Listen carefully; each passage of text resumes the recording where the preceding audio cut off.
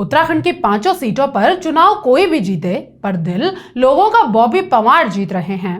या आप ये भी कह सकते हैं कि बॉबी पंवार चुनाव नहीं लड़ रहे, बल्कि इस बार टिहरी की जनता चुनाव लड़ रही है। ऐसा पहली बार देखने को मिल रहा है जब इतनी बड़ी संख्या में युवा एक अन्य युवा को आगे खड़ा कर सत्ता को चुनौती दे रहे हैं। युवाओं की आवाज इतनी बुलंद होती दिखाई दे रही है कि उनकी आवाज के आगे राष्ट्रीय पार्टियों की आवाज भी धीमी पड़ती दिखाई दे रही है। युवाओं का जोश सत्ता के दरवाजे को इतने प्रचंड वेग से खटखटा रहा है कि दरवाजा भी खुलने को मजबूर हो जाए। टिहरी की जनता पहली बार राजशाही के खिलाफ होती दिखाई दे रही है। लग रहा है कि इस बार बॉबी पंवार नहीं, बल्कि जनता चुनाव लड़ रही है। बॉबी एक बेरोजगार युवा है। ऐसे में चुनाव लड़ना एक बड़ा मुश्किल टास्क है, क्योंकि सबसे अधिक आवश्यकता इसके लिए धन की पड़ती है। लेकिन इस मुश्किल टास्क को भी जनता हल कर रही है, क्योंकि जिस तरह से कई गांवों से, कई जगहों से लोग खुद बॉबी पंवार के लिए धन जुटा रहे हैं, ऐसे में ये चुनाव अब सीधे जनता का चुनाव बन गया है। ये ठीक उसी प्रकार हो रहा है जिस प्रकार 1982 में इंदिरा गांधी को उपचुनाव में हेमवती नंदन बहुगुणा ने चुनौती दी थी।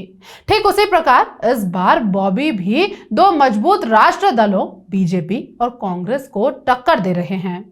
दोनों ही दलों की मजबूत आर्थिक स्थिति और एक बड़े संगठन होने के बावजूद बॉबी पंवार ने प्रदेश के लाखों युवाओं के दम पर जो ताल ठोकी है, न सिर्फ ताल ठोकी है, बल्कि एक मजबूत दावेदार के रूप में भी उभरे हैं। बॉबी की कोई पार्टी नहीं है और ना ही पहले से कोई संगठन। उसके बावजूद वो दोनों दलों की नींद उड़ा चुके हैं। नामांकन के दिन भी जिस तरह से बॉबी के समर्थन में भीड़ जुटी, उसने पूरे प्रदेश में बॉबी पंवार की आहट का संकेत दे दिया है। चुनाव नतीजा भले जो भी हो, लेकिन इसमें कोई दो राय नहीं है कि इस समय प्रदेश में बॉबी बेरोजगारों की, युवाओं की वो बुलंद आवाज बन गए हैं, जिससे राष्ट्रीय पार्टियां भी सख्ते में हैं।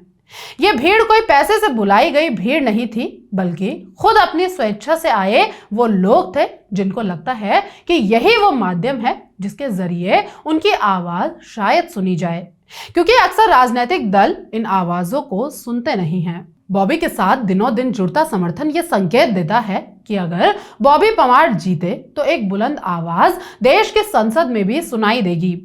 युवाओं को पूरा भरोसा है कि अगर बॉबी जीते तो उनके मुद्दों को देश की सबसे बड़ी अदालत यानी संसद में भी सुना जाएगा।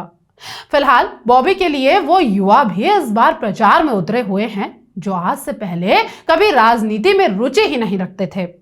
सिर्फ युवा ही नहीं, बल्कि बॉबी के समर्थन में अब महिलाएं और बुजुर्ग भी खुलकर सामने आ रहे हैं।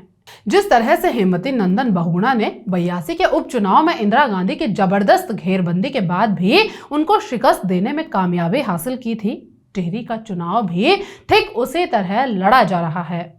एक तरफ भाजपा और उनकी महारानी खड़ी हैं, तो दूसरी तरफ देश की सबसे पुरानी पार्टी कांग्रेस।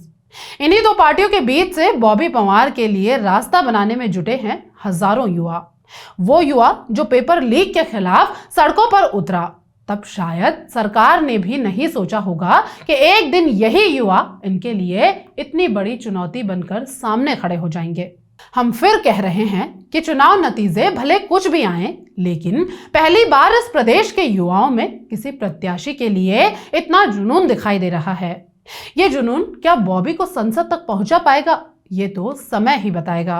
बहरहाल इस आगाज ने उन सभी दलों के लिए खतरे की घंटी जरूर बजा दी है, साथ ही संदेश भी दिया है कि युवाओं के मुद्दे पर जो भी बोलेगा उसे युवा इसी तरह समर्थन देंगे।